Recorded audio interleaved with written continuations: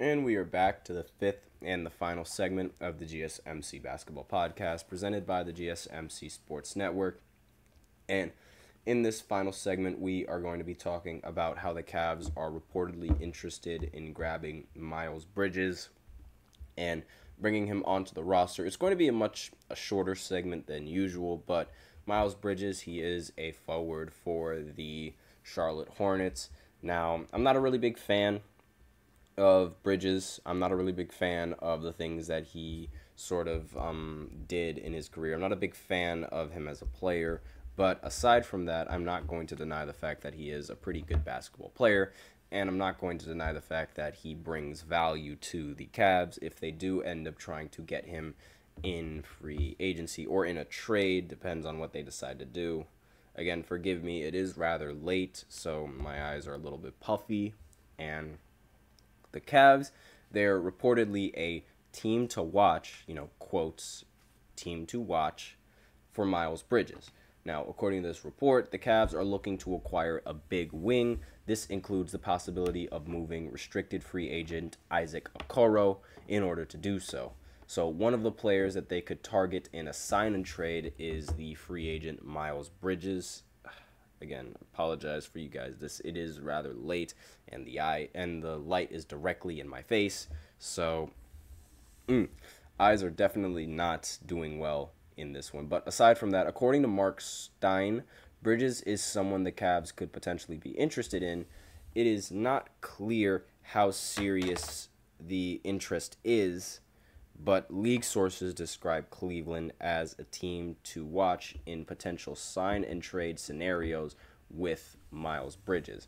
So the new Hornets exclusive vice president, of basketball operations, Jeff Peterson, has said publicly that Charlotte hopes to retain Bridges, but Bridges is known to be interested in sign and trade options.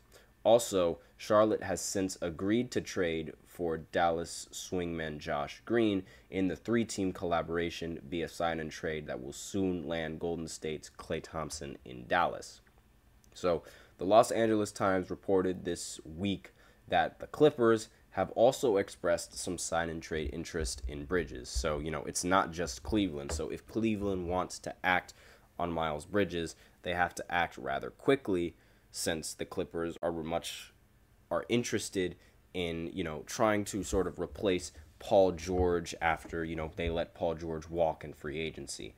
Now, theoretically, Miles Bridges does fit the Cavs as what they would need on the court. The Cavs really, they need defense, and, having Darius Garland and Donovan Mitchell is nice on the offensive side, but on the defensive side, they're both relatively short compared to the average guard, and their wingspans aren't really that much longer than to compensate, and therefore their defense is going to struggle as well. And that was really one of the biggest problems, in my opinion, that the Cavs ended up having. But Bridges, he is a 6'7", and he is a very competent wing defender. He can comfortably switch between the 3 and the 4. And this is sort of what the team needs and what they've been seeking for quite some time. He could come off the bench, or he could even be in the starting lineup, and he'd be a very lethal force. Bridges averages 21 points, 7 rebounds, and 3 assists for the Hornets, shooting 46%, 34% from 3, and 82% from the free throw line.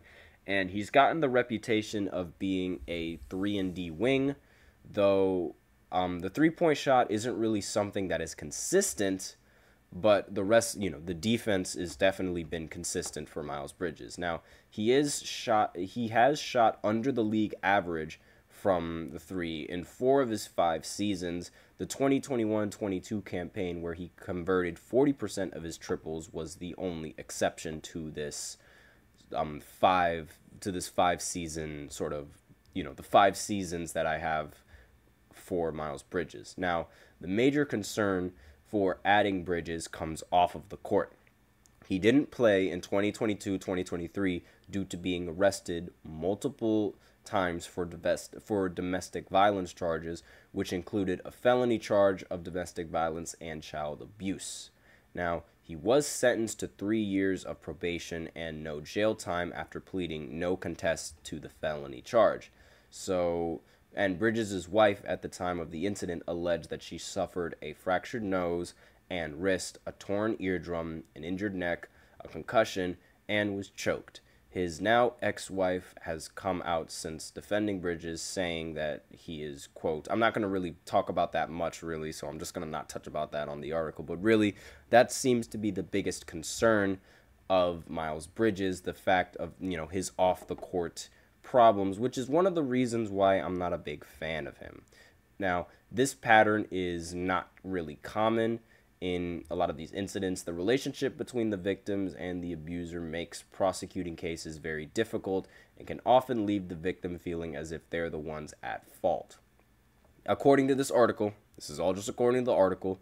Now, again, this is obviously a big thing that you have to really consider when you're trying to acquire someone like Bridges. You have to consider everything. If it's going to be a problem in the locker room, if it's going to be a problem off the court, if they're going to have to deal with those problems off the court. And really, you don't want that kind of distraction in the NBA. You really don't want any kind of bad distractions like that, because it could really throw off everything for your team.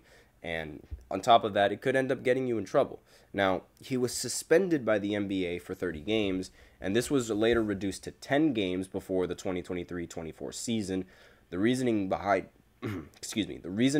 this was that he was given credit for 20 games time served after sitting out all 82 games last season, and the suspension was served at the start of last season. So sports are easier when things are either black or white, one or the other. And there's nothing in the way of cheering for your favorite team. Adding a player who has been convicted of something like that makes it impossible to view things that simply, according to this article, I don't know why this article is really touching on it that much. And the Cavs have a difficult hole to fill on the court, but this isn't the way to go about doing so, at least according to the article. Now, as a player, and from the, again, that's just the machine, I can't really do nothing about that, but as the player, just talking about the player, he is really just a good fit for the team. Again, the big problem mainly comes from what he does off the court and how that would interfere with his game. But aside from that, I think it would be a rather good pickup for the Cavs, and he could definitely help in for them winning.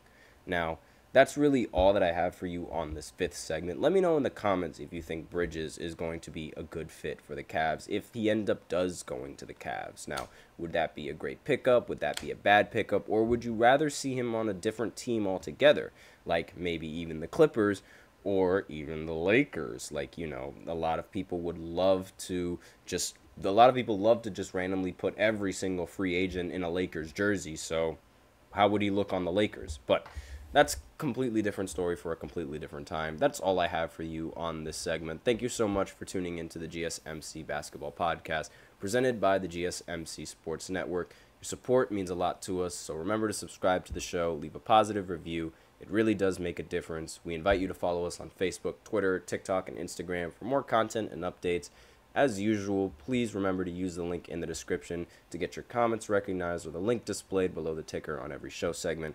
That is gsmcpodcast.net. Really helps the show, makes it much more interactive between myself and you guys. That is all I have for you today on this segment. Thank you so much for tuning in. I am your host, Nelson, and as always, take care.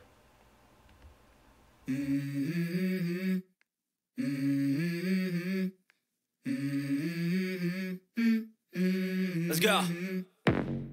I wake up to a little bit of drool on my pillow, feel like it's gonna be a bad day. Yeah, I'm tired of shit, and the coffee ain't hit yet. Damn, ain't that great. I don't want